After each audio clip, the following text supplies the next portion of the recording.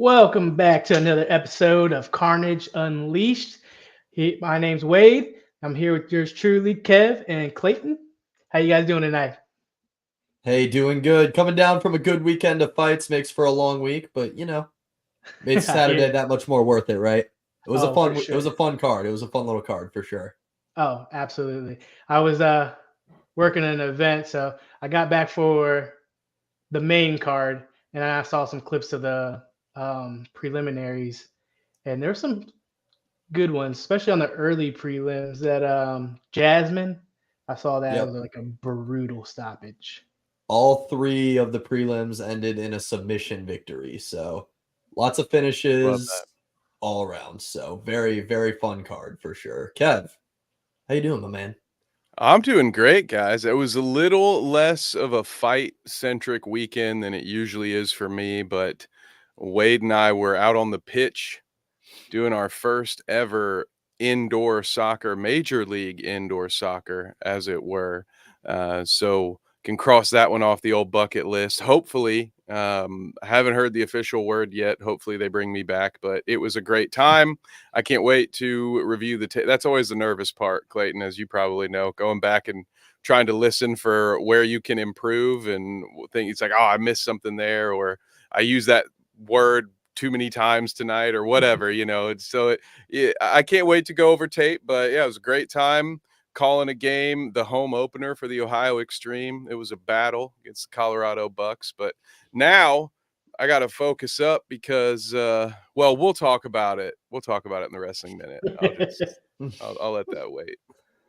Kev, since we got into it a little bit, how about you tell them about that venture? Oh, the BSP project Yeah. over in Lima, Ohio. So we are actually blessed through just the great work we've done here as Carnage Media on the Carnage Media pay-per-view team. We've gotten some opportunities outside of the fight game. And so since it doesn't always necessarily make sense for Carnage Media to be doing some of the things we've done, we've been working with the folks over at Black Swamp Productions. It's a great. We've done a comedy tour so far with our boy Jaden the Tank Talker. He's got another one I think coming up soon. But our biggest get so far, our most, at least for me, because I'm a big sports guy, as you know, was our contract to do all of the home games. So we're doing every home game for the Ohio Extreme on MLIS.com. You can catch those all for free. So go ahead and be sure to watch that. And then I would follow us over at Black Swamp Productions. And if you need a team for video, doesn't have to be pay-per-view, it could be a commercial, it could be anything. Even if you just need help with the post-production or the back end of things, give us a shout. We are also doing some work with some teams on films. So lots of big stuff coming from Black Swamp Productions. So Wade, was there anything I missed in there? Anything else you wanted to talk about with those guys or with the soccer schedule in general? No, I think you hit the nail on the head there. Yeah, we wanted to expand just outside of just combat sports as well and have some other opportunities. And so we teamed up with Black Swamp Productions, and we got some exciting things in the works. So I think you did great this past weekend. I was there with you. I was definitely chuckling. Always good to get the owner's stamp of approval, Kev. You're heading the right way. Yeah, I'm pumped about that. And as Clayton knows from the side of the octagon, it's always a goal of mine to try to work a couple laughs in there because at the end of the day, we are sort of background noise, Clayton, except for those big moments, the big knockouts or the big goal. All of a sudden, our audio becomes a part of that moment. But 90% of the event, we're there to either fill some knowledge gaps for the new fans or just to kind of, it's just narration, right? And so I don't know. It's a great thing to be a part of it, but I do always love to work a couple jokes in there, try to make the production guys laugh at least. And we didn't have a commercial break, so that gave me plenty of opportunities to chop it up with Wes and Chad, who were also phenomenal. So be on the lookout for more stuff there. And of course, we'll be covering all of that on bitesizesports.com. I actually just finished writing up our recap on that game because a lot of cool stuff happened. Some great players for the Colorado Bucks and the Ohio Extreme. So we'll be keeping our eye out on more. We love local sports and more obscure sports over on the bite size sports side of things. I just said sports a lot in that sentence. And so it's just been a great partnership to have these three groups working together. And I really look forward to what we do in 2024. So be on the lookout. And if you're interested in working with us, feel free to DM me or find the BSP Facebook group. Send us a DM. Absolutely. Add time over until the very end, I think. You know, you do ad read so well. Thank you. You do, for sure. If there's anybody that I would trust on our team to do ad reads, it's definitely not me. So even the two new guys that came and commentated with him were like, "You got it, you do it."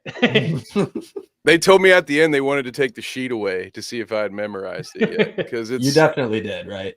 I was feeling pretty good about it, although was it Brian Weimer-Skirch? That one I had a hard time saying that. Oh yeah, State Farm agent. Hey, that's a freebie, Brian. You're welcome. It's always the State Farm guys. There's like one in town that's some Mesa Juicy or something like that. I know what you're talking about because I've seen that sign for his office. Yep. Yeah. There's a secret State Farm cabal. They actually, it's part of their training is they create a fake name that will stick out. Yep. It's very smart. So, with that exciting news for this Saturday, there was also some great fights. So, Clayton, what'd you think? Overall, I was very, very satisfied with this card. Let's just jump right into it. The early prelims started with 3 straight subs. This card was held in Toronto, Canada. I believe that Canada ended the night with only 2 victories and 6 defeats. So a little bit of a tough look for Canadian MMA, but Jasmine, I'm not even going to try to pronounce her last name. You guys know this. I'm not good with that. But she had an anaconda choke to end out their fight, the second fight on the prelims. So that was a good one. Yeah, she had some brutal ground and pound, though, before that. Yeah, like that fight could have been stopped had she not gone for the anaconda choke right there. Oh, for sure. Watching Malcolm Gordon get subbed was kind of surprising. They opened against Jimmy Flick. He ended up leaving with the rear naked choke. The other big prelim fight that I want to talk about is the featured prelim, Brad Katona versus Garrett Armfield. Armfield walked away with a unanimous decision. For those of you who don't know at home, Brad Katona is the only 2-time winner of the Ultimate Fighter. He won season 24, something like that. A season in the 20s, and then he just won season, I don't remember if it was 31 or 32, but the one with Connor and Chandler. All right. He won that season, and the reason that he found himself back in the Tough House is because he went 1-2 in the UFC, and they just released him. There was no 4 fights rule with Brad Katona, and the reason that is because he doesn't finish fights. Like, Brad Katona is just a decision machine. There's not a lot of value in the UFC's eyes to a guy who's not going in there and trying to finish fights. So I'm interested to see how his second stint will go, because he's just won the season on August 26th, the same day that Sean O'Malley beat Aljamain Sterling for the bantamweight title. That was on the undercard of that. Beat a guy named Cody Gibson, who teaches school. Like, his day job is literally a teacher. They showed in the stuff leading up to the fight that he, like, all of his students made, like, "Go Mr. Gibson" posters, like, in the hallways and stuff like that. So I thought that was kind of cool. But I'm interested to see how Brad Katona does going forward, because he's got to start piecing some wins together if he wants to stick around, especially if he's not going to finish fights. That kind of reminded me of Rich Franklin. Yeah. He was a teacher too, right? Math teacher from Cincinnati, I believe. Yeah, that sounds right. Let me look that up real quick. UFC Hall of Famer, I might add as well. Yeah, the worst thing you can do is be boring in this sport. And anytime I hear somebody talk about not finishing fights, I know I like to make the CM Punk jokes a lot, but anytime I hear, what was that guy's name? Mike something that just dominated him but wouldn't finish the fight, and then Dana Oh White crap! What was his name? in the post was like, that guy, we're past 3 minutes. He's like, that guy can get the fuck out of here too, for all I care. Like, I never want to see him again. The guy who won the fight because he wouldn't finish it. And it was such a one-sided fight. And it's like, come on, man. Don't play with your food. Just finish it. So Mike Jackson. That was Mike his name. Jackson. Yeah. Yeah, I'm and that sorry, was his Mike last fight in the UFC too. They were both done. The boss was not happy after that one. Dana was not having that. But Rich Franklin was a math teacher from Cincinnati, Ohio, and he was once called Angry Jim Carrey by Joe Rogan. Yeah, they used to joke how he kind of looked like Jim Carrey. He does for sure. Oh, only mistakes. What up, bite-sized Vikes? Thank you. Yes.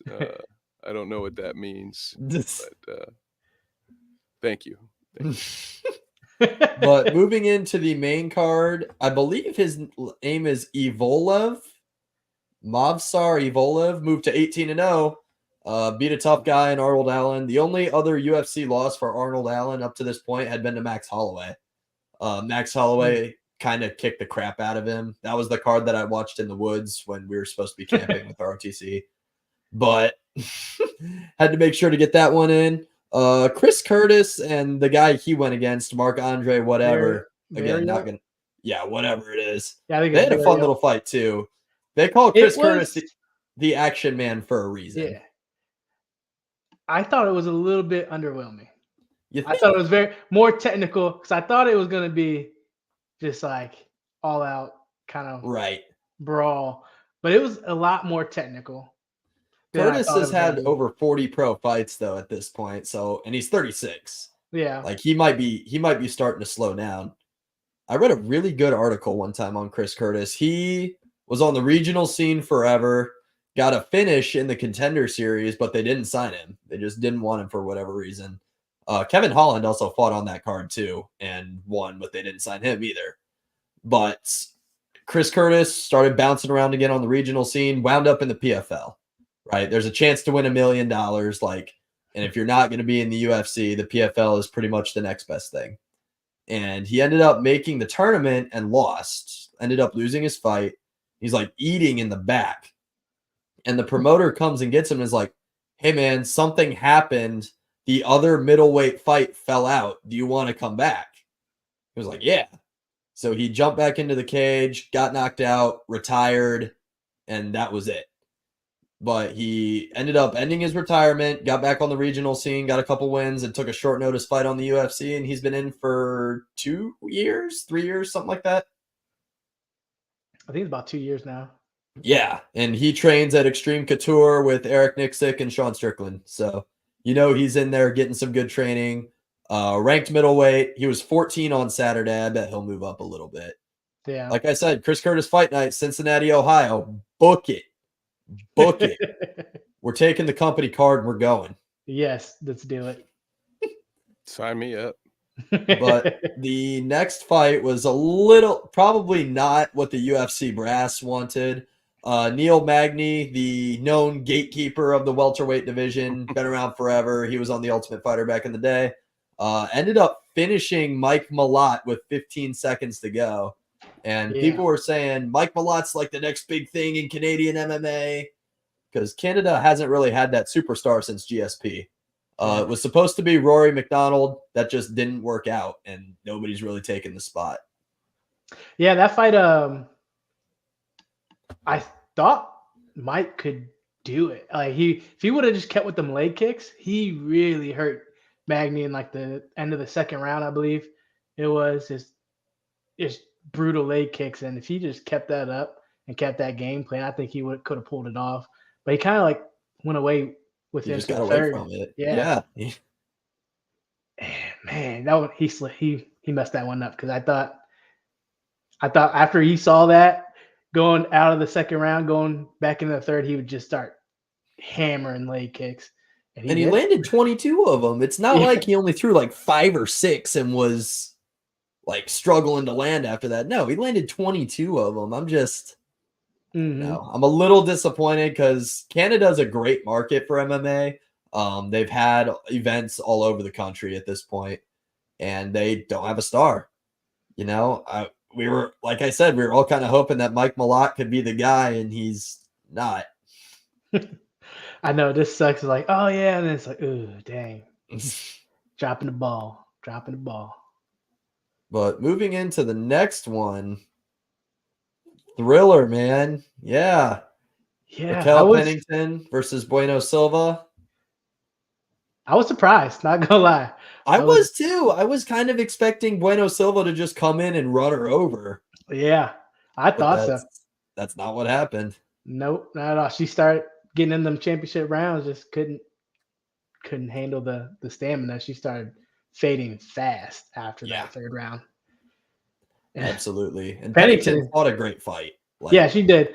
She fought a really great fight. And her stand-up looked pretty good. She needs to move her head off the center sometimes, but she likes to dip and go over top. But it was working because Silva was just not respecting the power, and she got pieced up a couple times. Yeah, she did. I thought she was gonna get knocked out for a sec. But she walked away, UD 49-46 across the board. It's Juliana Pena next. The UFC has been wanting that fight for a while. So, and Juliana Pena can sell ish. Like she's not like a super well-known name. I think obviously her biggest accomplishment so far is upsetting Amanda Nunes, but she's a name. She's a former champ, so we'll see how that goes. Thoughts on this though?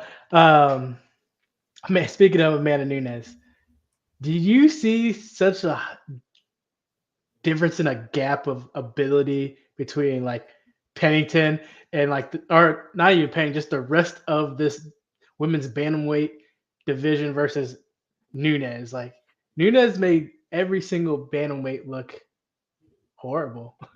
Yeah. Like it makes you wonder like if she really just had an off night against Juliana Pena. Yeah. Like she is miles ahead. She could jump in there now probably and beat most of them. It's, man. Because when I was thinking about Pennington, I was like, man, when she fought Amanda Nunes, like it was not good. She didn't look good. I'm like, man. And then I was watching this fight, and I'm like, was Amanda Nunes just that good? Makes everybody look that bad? Because Pennington, she looked elite, but just not Amanda Nunes elite. And we got used to watching Amanda Nunes. That's why I said that this fight was maybe kind of boring at times, for sure. Like the ending kind of sucked. Like Bueno Silva just laying on her back while Pennington just like half-ass kicked her legs. Oh yeah, Dana was pissed about that for sure. Yeah. So, and Nunes would not have let that happen. Nunes would have finished both of them like in the second at the latest. So she could have. It makes you wonder how long she realistically could have defended both belts. Yeah, I believe she's the only one to defend both belts, like as a and hold them at the same time. Yeah. Yeah. Goat status. Easy money. She should get inducted into the Hall of Fame this year. And speaking of that, before we jump into the main event, shout out to Frankie Edgar. Frankie Edgar was announced as an inductee into the Hall of Fame. So congratulations to the Answer, former UFC lightweight champion, from the New Jersey regional scene, former collegiate wrestler, had a couple of classics with Gray Maynard, one of the smallest 55ers ever. Yes. Like this dude was tiny. He was like 5'6", all heart, beat BJ Penn twice. Yeah, just an all-around great champ. He was. I don't know why he didn't like go down to like 45. He's just tiny. He ended up doing it like after his career and was a title challenger at 45, but like there's just, it makes you wonder what could have happened if he would have just like started there, or he ended his career at 35. Like what if he started at 35? Yeah, he would. Yeah, because he would be a huge 35, and with the talent that he had, he could have just ran it like an Aldo, just sweeping the division in his prime. But Frankie Edgar does hold part of the UFC record for title defenses at lightweight with 3. Can either of you name any of the other guys that hold that record? I think there's 3 other guys. With 3. Yes. At lightweight? At lightweight. No, I've got a bad history with trivia the last week too. I know. Oh man. I do not know. One of them's Was it obvious. One of them's Connor? very obvious. Was it Connor? It was not Connor. Connor never defended either belt that he ended up getting. You're right. He did. Yeah, he just got in a bunch of trouble and then got stripped of them both, right? Made a bunch of money and then just never defended either of them. And then at one Taking point, a boxing match with Floyd didn't help. Bare Knuckle Yeah. just gave him a belt early on before they were. Yeah, I saw that. Like, why? Yeah. I get that you guys need some money, but come on now. Can't wait for that. Mike Perry and Connor Bare Knuckle. I can't sign me up, man. Can't wait. I'm drawing a blank. Give me a hint. Russian. Oh, Khabib. Khabib is 1, yes. Why does that not come? Khabib and Frankie Edgar, and then there's 2 more. One of them was around the same era. Oliveira, did he do 3? No, he only had 2. He defended against Islam. Poirier, and I think that's it because he missed weight against Gaethje. No, he won it against Chandler. That's right. So he would have. Help us out, chat. Come on, chat. I know one of you has to know. I'm just scouring the comments. I'm like, I'm about to snipe someone's comment. Now, full credit. We got to get something up here besides eggs. All right. I'm going to give you the last 2. Yeah.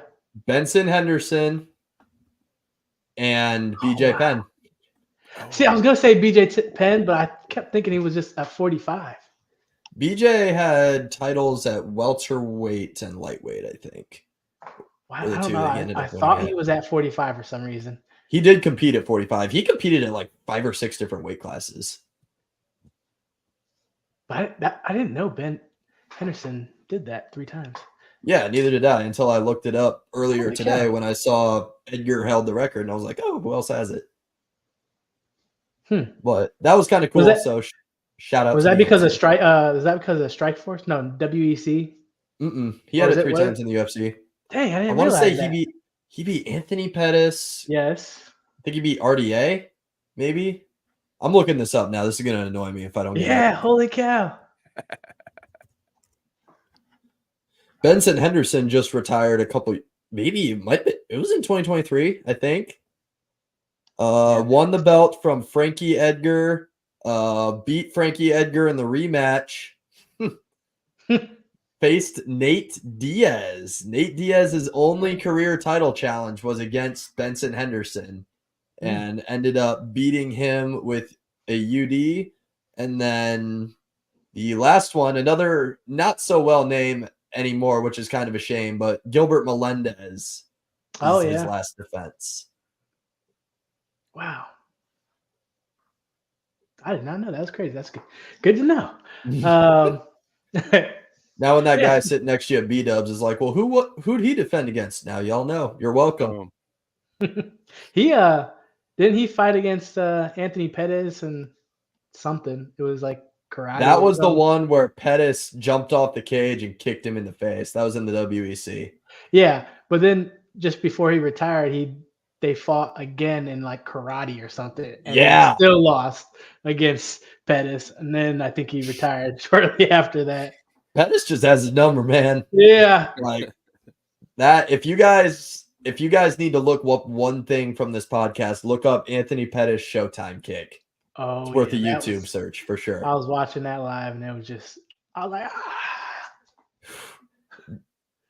Until people figured him out, Anthony Pettis was one of the most exciting fighters in the sport. Oh yeah. People just discovered once you get close to him and take away his kicks, you got him. Yeah, it's just crazy how how much MMA evolved from that. It was like you could do that, get away with it, but then all of a sudden, wrestling just stormed in. Yep, pretty much. Yeah. However, Anthony Pettis to this day is the only guy to knock out Stephen Wonderboy Thompson. The Yeah. only guy to ever do it.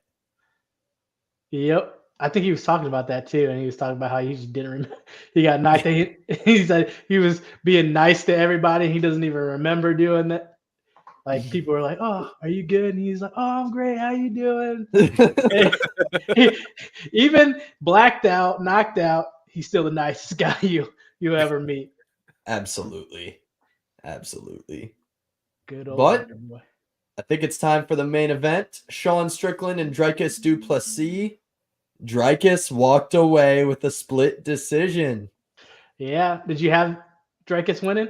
No, I was with the boss. I had it 2-2 through 4 because I think I had Strickland in 1 and 3, and I had du Plessis in 2 and 4, and then I thought Strickland won round 5. I was in literally the same boat as Dana. I felt that way, but watching it, I'm like, I know they're gonna value those takedowns so much more, and sure enough, they did. But he outlanded his his jab. First of all, was nasty. His jab is stupid. Sean Strickland is challenging Max Holloway for best boxer in the UFC, I think.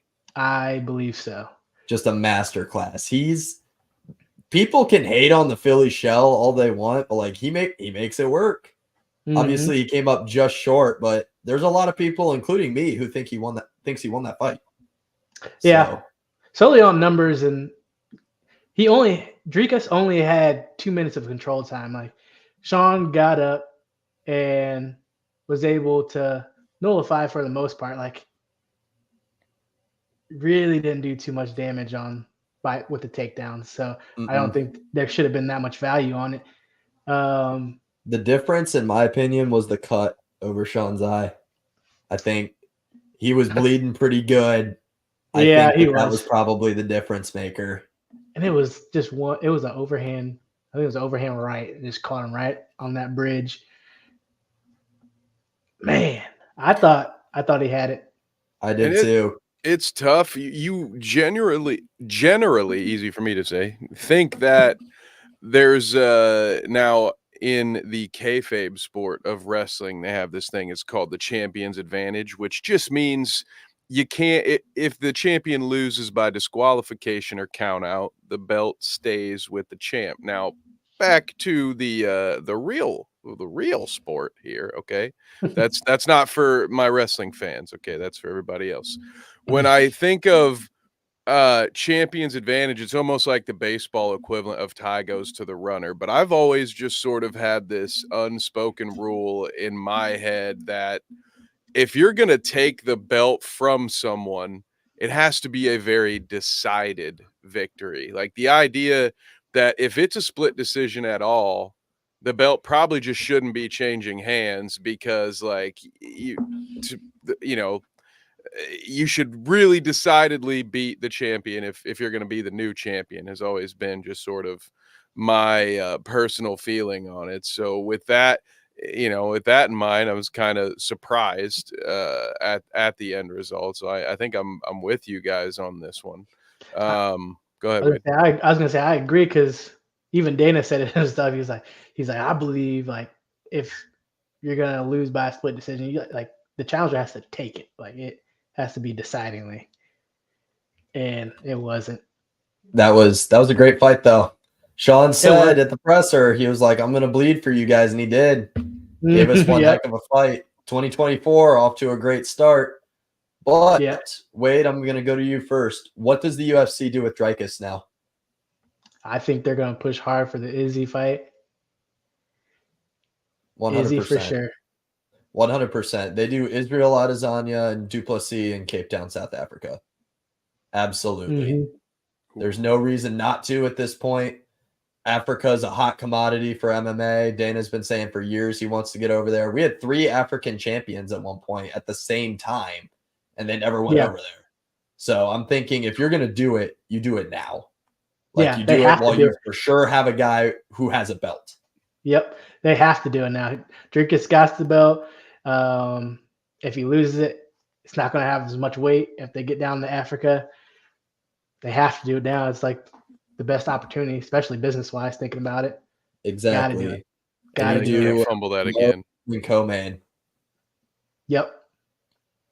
And if for whatever reason they don't put, I've been seeing that they could give it to Khamzat, but like, no, wrong. No, There's definitely no wrong. way. He just hasn't fought enough guys at the top. I don't have a problem with Khamzat. You do Khamzat versus Strickland right now, in my opinion. See how Khamzat's gas tank will really hold up. I think you do a 5-round non-title co-main there. And then you do Izzy versus Duplessis. Yeah, I want to see a rematch with Nigerian Nightmare. Why can't his name's not coming to mind? Usman, yeah. Usman in a 5-rounder. You could do that too. And then you do like Sean Strickland versus Jared Cannonier too as a third fight. Oh yeah, that'll be good. Yeah. Yep. Yeah, I want to see him in a 5-rounder with someone that can nullify wrestling and wrestle just as good as Khamzat or better. We just got to see where his gas tank ends up, because that's been the big question, right? Can his gas tank hold up? Yep. But that's also dangerous for the UFC because he's such a big. Because what if he loses? Yeah. What?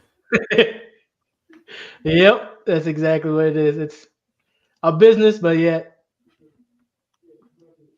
you want to see these kind of tests for these fighters to really determine who's the ultimate fighter, right? Absolutely. Absolutely. It's almost like there's a TV show about that. I think so, right? But I think that's all we had for the UFC. Should we transition to the champ versus champ card?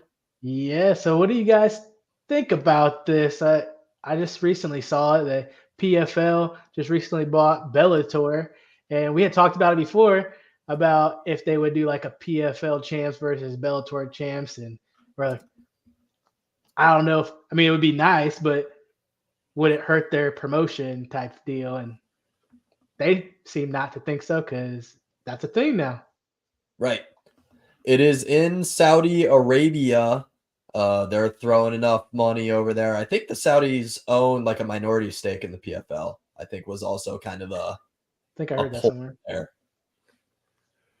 Well, that certainly explains the decision. I mean, yeah, whatever risks that would be involved, I'm sure the money is going to be well worth it to have that event. That's going to be a great payday for all of those fighters. And as far as cards go, I think this is exactly what you need to do if you're going to compete for this space. Compete with the UFC for some people's eyes to try to draw big pay-per-view buys, because you may never overtake the UFC. That might just not be possible anymore in the foreseeable future, but that doesn't mean you can't carve out a nice sizable alternative, because the fans, if you put on good fights, the fans will watch it, as long as they aren't being a price gouged by the pay-per-view. So I think this is great, because then as far as fighters go, with what's best for them, their best opportunities at paydays, the more promotions that are out there that have the opportunity to draw money, the more opportunities there are for fighters to become pros and to make money. It's good for everyone. So in my opinion, especially knowing that that's where the event's going to be held, and knowing that it's likely to be a big payday for everyone, I feel like this is a great move for trying to drum up some attention in the MMA world. What do you guys think? What do you think, Wade? Yeah, I think it's a big splash. Like, hey, we're definitely trying to run for the best promotion in the business. Let's throw champ for champ, get some real hype, get you guys watching this card. And it's got some good people on there. I know a couple of them. I don't know a whole lot about it just because it's hard to watch. They stream it on DAZN or something like that. DAZN.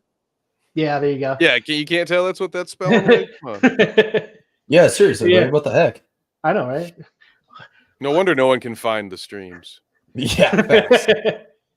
Talk. It's just words. All the words. They got like Ryan Bader on there for the main event. I've seen him. He fought in the UFC, didn't he? Yeah. Yep. He was on a season of Yep. The Ultimate Fighter, fought Yeah. John Jones, Yep. For and sure. retired Fedor last year. Yes. Yep. I did see clips of that. Patricio Pitbull, I have seen a lot of his stuff. He's a great fighter. Yeah, one of Bellator's best homegrown stars for sure. For sure. I think Patricio fought Michael Chandler for a championship in Bellator. Yeah. Yes. Yeah. I think you're right. Yeah. It was him and his brother. Yes. He did fight Michael Chandler, took the belt from him. Yeah. You got Yo Romero in there, Diego Santos, both former UFC fighters. Former UFC title challengers too. Like those Yeah. aren't just some scrubs that got cut. Those guys are serious contenders. Yeah, and they pack heavy punches, so Yeah. that would be a good one to watch. I might have to watch this one. Clay Collard versus AJ McKee. AJ McKee is another homegrown Bellator star. All 22 of his pro fights have been in Bellator, so that's kind of a cool little fact for him. Muhammad Ali's grandson, though, is making his pro debut on the undercard. His name's Biagio Ali Walsh. His brother's a pro boxer, signed to Top Rank currently. I watched his amateur debut, which was also in the PFL, and he won by knockout. He started training MMA, I believe, because he was a football player during COVID and was trying to stay in shape and fell in love with it. And he's turning pro on this card over in Saudi Arabia. Clarissa Shields, one of the greatest women's boxers of all time, is also coming back. She's 1-1 in the PFL. And the other big one, well, I guess there's two more that I want to talk about. Ray Cooper, I believe, is another former UFC fighter against Jason Jackson, who just had a huge upset over Bellator's welterweight champion. I cannot pronounce his name. Ukrainian guy, was 27-0 and got knocked out. Jackson caught him. So good for him. It's kind of weird to see somebody else holding the belt over there in Bellator. But the other fight that I wanted to talk about was the co-main. So a lot of people call Johnny Eblen the best middleweight fighter in the world. He's 14-0, just outside of the UFC, so his name isn't as well known. But 14-0 against Impa Kazigne. And you both have seen Impa Kazigne before. Do you know where? I do not.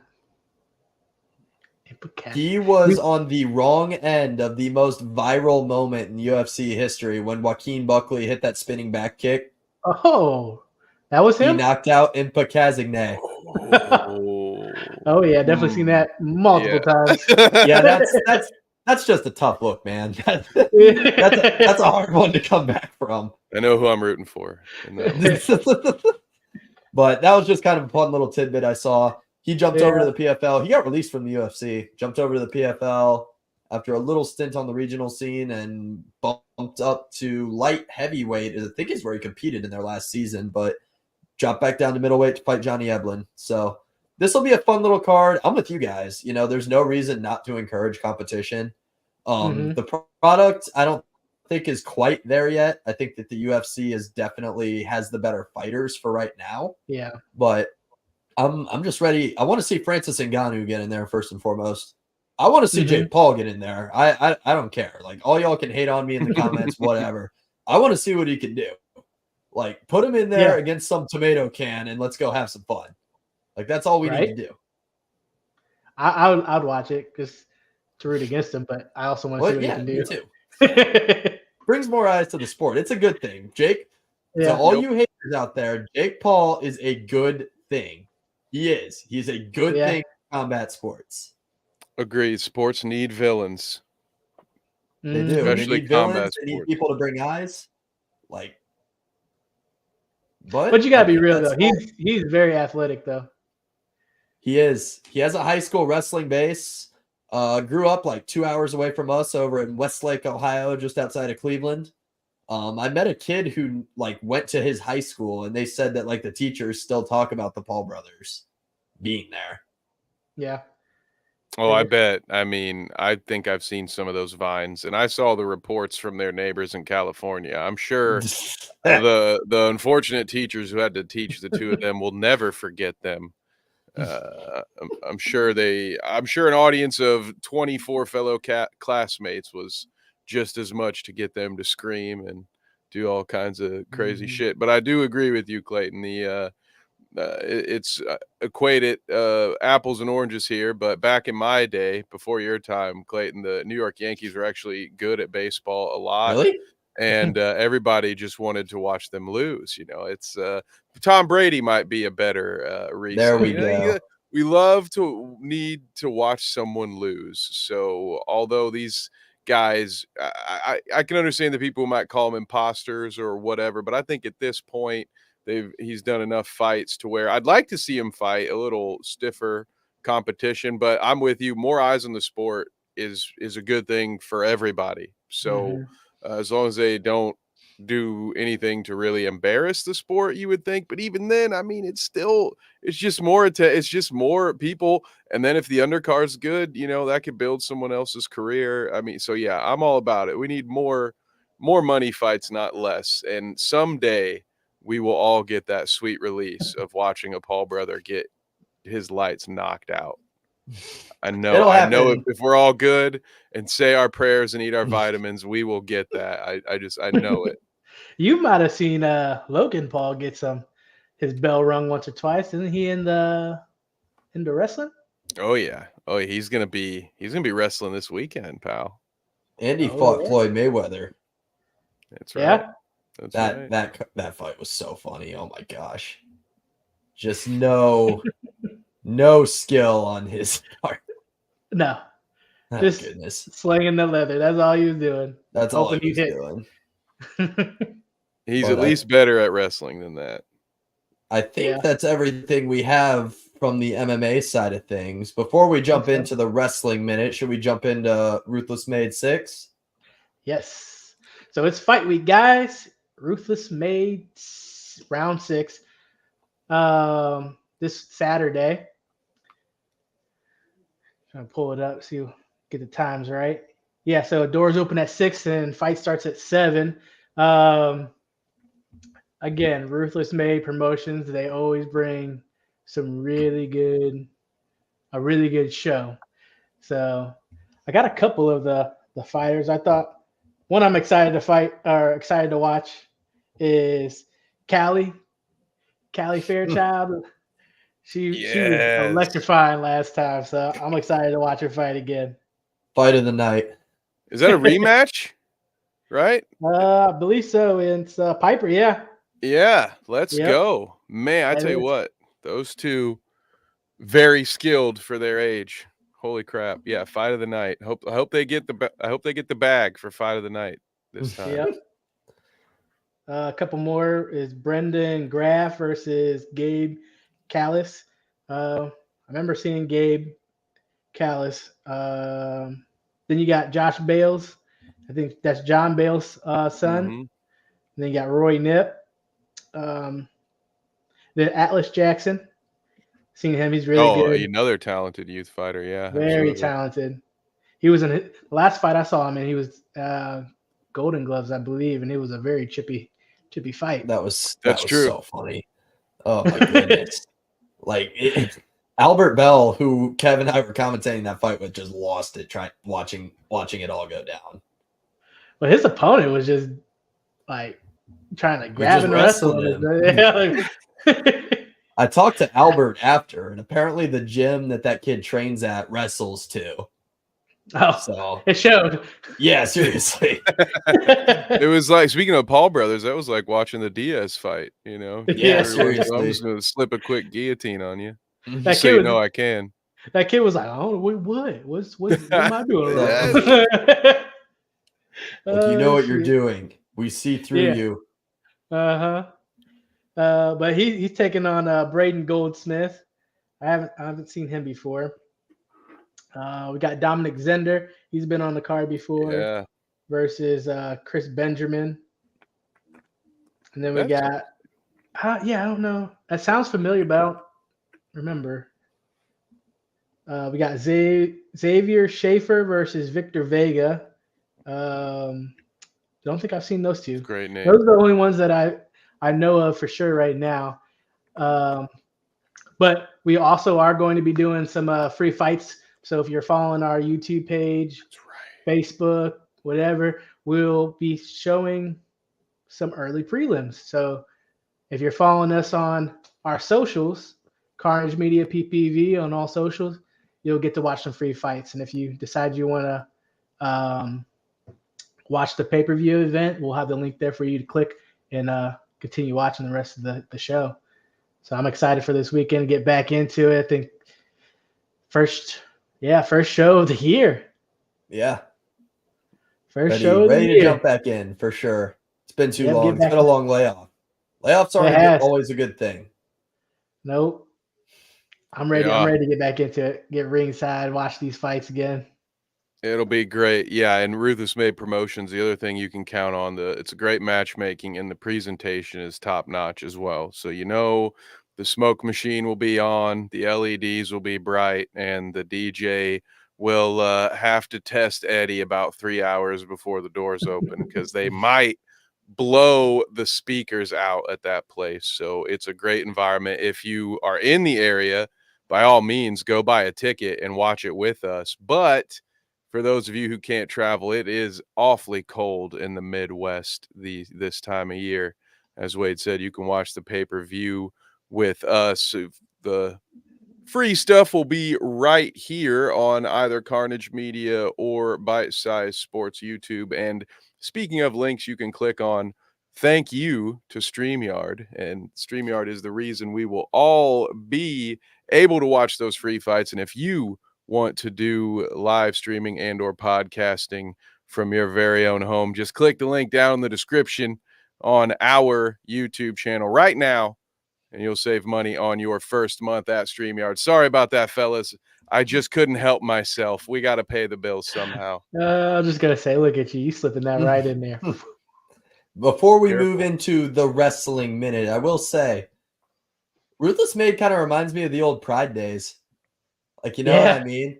Like Pride, that is like one of the few things that I wish that the UFC would do, like implement, is like crazy cool ring walks with like wild pyrotechnics and stuff like that. Yeah, just put on a good show. It was an experience. It was more than just like the fights, which obviously is the main reason that you're there. But like when you're selling something, you're selling an experience. It's not just like the sport at hand. So I wish that the UFC would buy into that a little bit more. I don't think they're going to do it. They need to find like the happy medium between like the crazy stuff that boxing does that's like borderline a concert and like what they're doing now. There's got to be a happy medium somewhere. Izzy trying to break into that. Yeah, he did. Did you guys see that? I've been seeing ads for it. Probably because it's Meta trying to push it. Yeah, I keep seeing ads for, and I'm assuming they'll start with fight nights, but that there will be some unique viewing experience via VR. Now in the metaverse.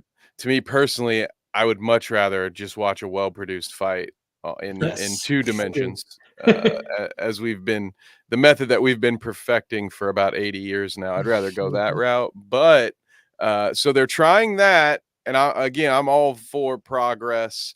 I'm all about that. But yeah, it'll probably take, some other smaller company doing something successfully for UFC to be like, oh, I'm going to steal that.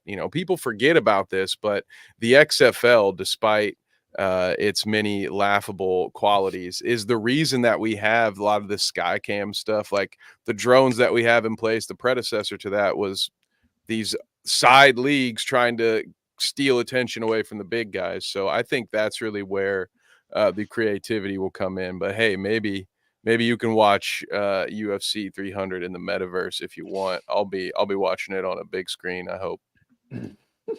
Another one that the PFL does to kind of play off of that into the MMA scene is the ref cam. Yeah. The PFL does a ref cam. Yeah, he wears like glasses, I think is how they do it. Man, can you imagine like the Justin Gaethje head kick through Herb Dean's perspective with the slide at the end? Oh yeah. Like that'd be cool. Like, come on now. There's not a fan out there that wouldn't like that. Dude, you get to go the multi-camera view too, like Peyton and Eli's cast, or just one of the numerous templates you have here at StreamYard. Link below in the description. But yeah, no, you could have like the fight be the main 2/3, and then you've got like the ref cam in the bottom. But then, like you said, there's a huge knockout. You can switch immediately to the replay and the ref cam. Give me some of that. We gotta talk, Wade. We gotta have a chat after this. We have to make a call. Yeah, we gotta talk to the boss. Yeah, we're gonna have to do a little meeting here. Damn it! I hope Diamond wasn't watching that. We're gonna get hey, for Ruthless Made 8, we need that. We need that ref cam. Be like, shit. Damn it! Sorry, boss. I'm sorry. He's a bit Kevin. You don't have any idea how much these things cost. Yeah, buy them little Google glasses or something. Yeah. Oh, I'm so sorry. I'm lost. Well, Clayton, it's all yours now. It's been a good run. Probably my last day. It'll be like, well, we got to come up with the money for the ref cam somewhere, Kevin. But Kev, I think it's time. Yeah, you had some exciting stuff for us, right? Bum, bum, bum. It is the Wrestling Minute. You know it, guys. It is a very, very big week in the world of wrestling. The Royal Rumble is this Saturday. Wade, I'm going to ask you first because I know you know some of this stuff. Were you a big Royal Rumble fan growing up? Loved Royal Rumble. Loved it. Oh, yeah. People getting thrown out the ring left and right. Oh, yeah. Oh, yeah. Big barnyard brawl. Clayton, are you familiar with the Royal Rumble before I explain to the folks at home what's going on? A little bit. Not crazy familiar. You guys are a lot more into pro wrestling than I am, but I have heard of it. And once you start explaining it, it will more than likely make more sense.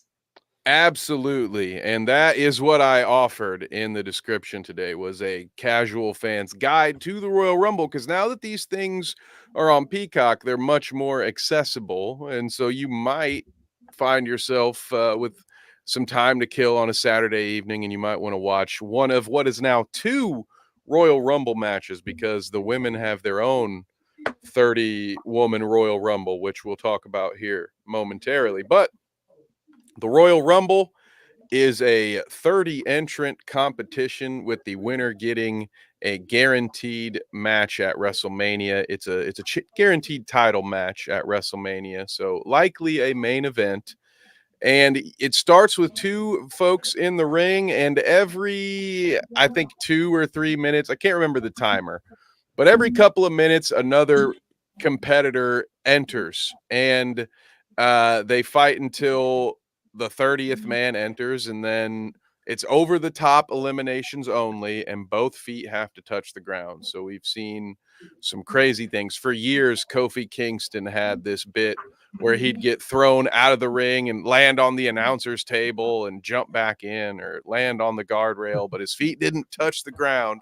So they get really creative with it. The other thing the Royal Rumble is known for is it's the return pay-per-view, because with the nature of a 30-man Royal Rumble, guys like Booker T, who are 60, can come in, get a big pop from the fans, throw a couple of punches, and then gingerly get thrown outside. Nobody's upset. So the other fun thing about the Royal Rumble is who the hell's going to show up, So it's got those 2 things going for it. So this year it also has a lot more star power than it's had before. So with guys like The Rock stopping by, of course, we've got CM Punk back in WWE. Cody Rhodes is there. Drew McIntyre, a bunch of champion level guys, all vying for a piece. And we know we'll have at least a couple of old legends pop up. So the first question I have, Wade, I'm going to direct this at you first, just since I know you've watched a couple of pay-per-views in your day.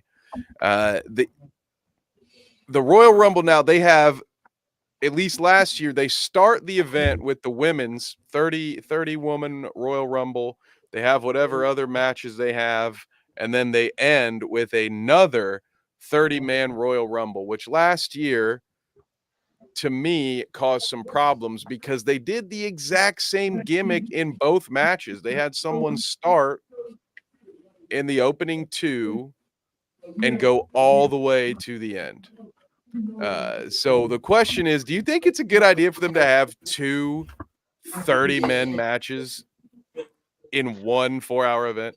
That just seems like a lot, man. I don't know that seems anything like a about pro lot. wrestling, but that just, yeah.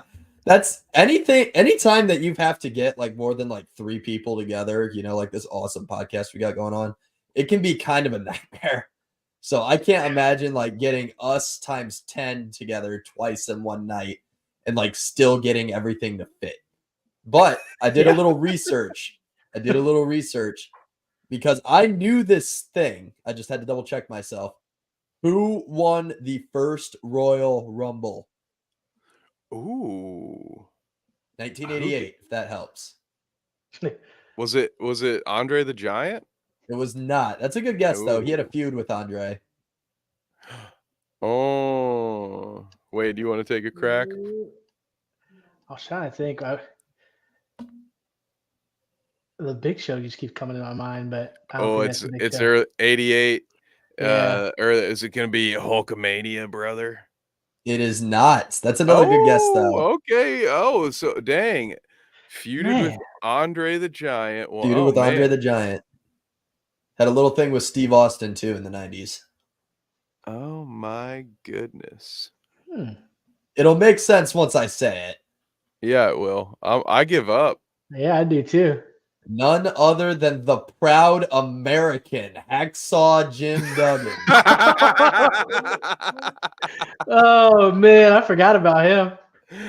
Oh, the other real American. Oh. Wow. That's great. And gentlemen, I actually have a submission for the Wrestling Minute. Ooh.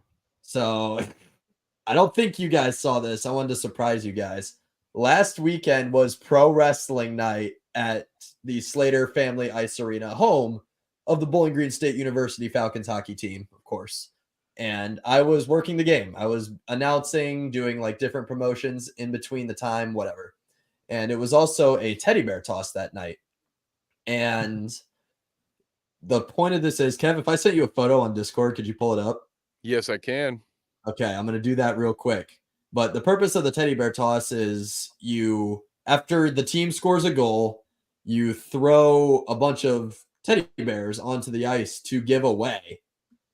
And the team didn't score in the first 2 periods. So in between the second period and the third period, they threw all of the teddy bears onto the ice. And my buddy Trevor brought this like big 4-foot teddy bear and was like, hey man, if we score, the goalie said that he would put it on his shoulders. Well, the goalie wasn't out there. They were all in the locker room. And I walk on the ice to go pick up this teddy bear, and I see it, and I was like, oh, I got to do my boy Trevor a favor. So I put it on my shoulders. Kev, can you pull up that picture? Oh, I can, and here we go, gentlemen. There it is. That picture, that wrestling mask that I have on was the giveaway for the night. They gave away like 500 of them. And this was the league photo of the night. This was posted on all of CCHA media. One of my friends, after the game, we were hanging out, and he was like, dude, you're famous. I was like, what are you talking about? And then he pulled up this picture, and I was like, oh. And then got a text from my mom on Sunday morning asking what I was doing wrestling a bear on the ice. So that is great, man. But yeah, I think I might have a second career in pro wrestling maybe someday. I think I pull off that mask pretty well. The Flying Falcon would be my nickname. Oh, even better. Okay. Got the name with the picked out. people's elbow off the top turnbuckle. Oh, I like that too. Keep throwing out the wrestling terms on us. Yeah.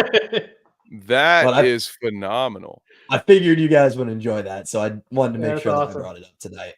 Yes, dude. Thank you so much for bringing that. I'm glad that's making the Wrestling Minute. Holy cow. So the last question that I had for you guys, wrestling related, just if you had any, feel no obligation, but if you had the opportunity to fantasy book and maybe throw some famous superstars from your past? Is there anybody you would want to see?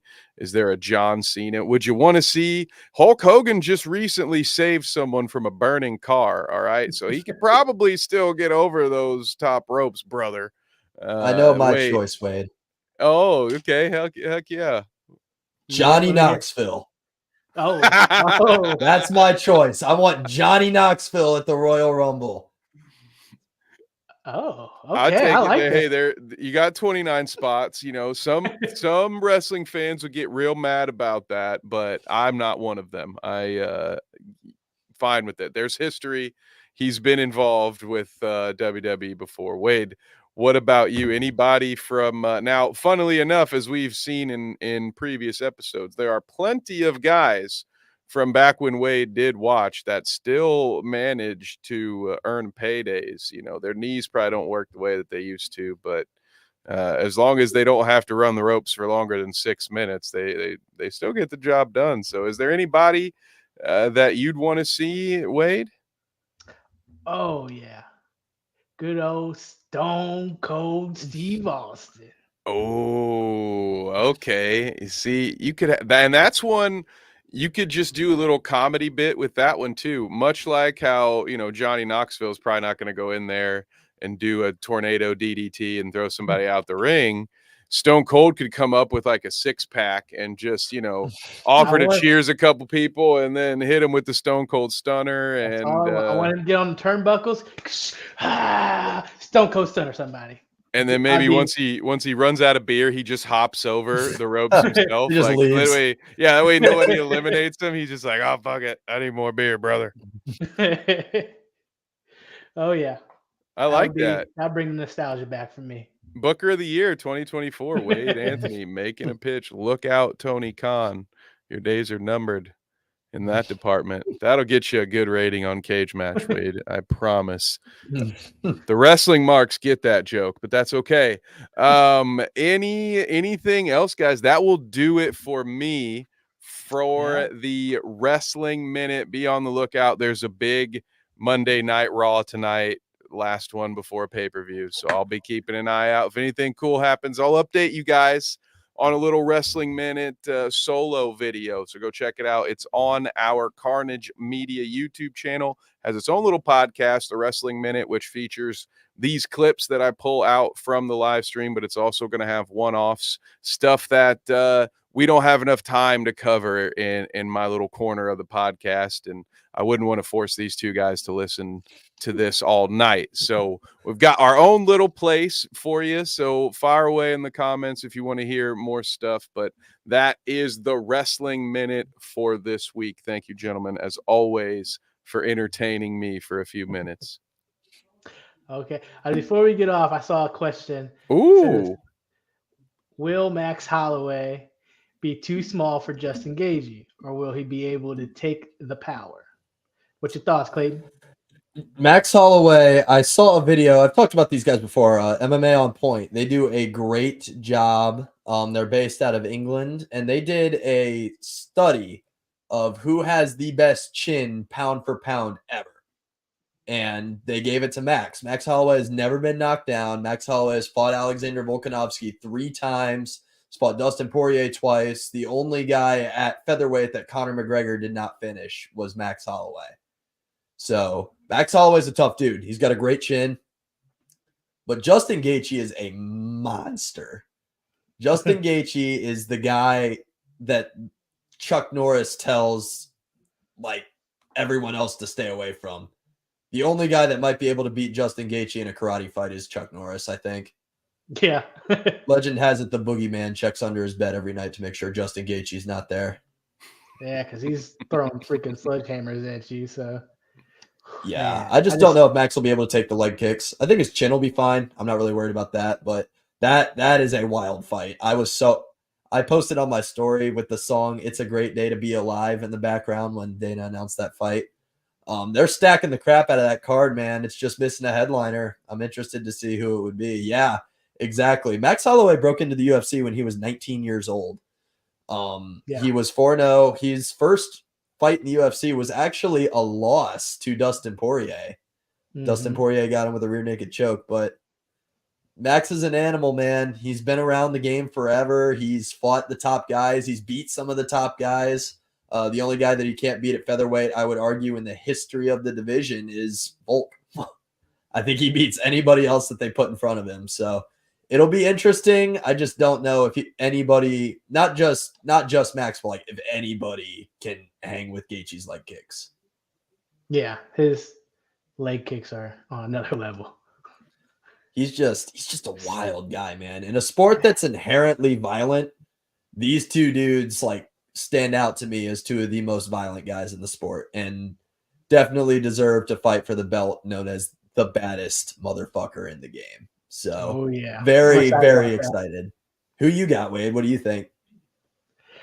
Yeah, I think the only concern for me was those leg kicks. So can Max check them leg kicks and not let that affect his movement? Because Max really depends a lot on his movement, his angles for his boxing. So I think that's what's going to come down to.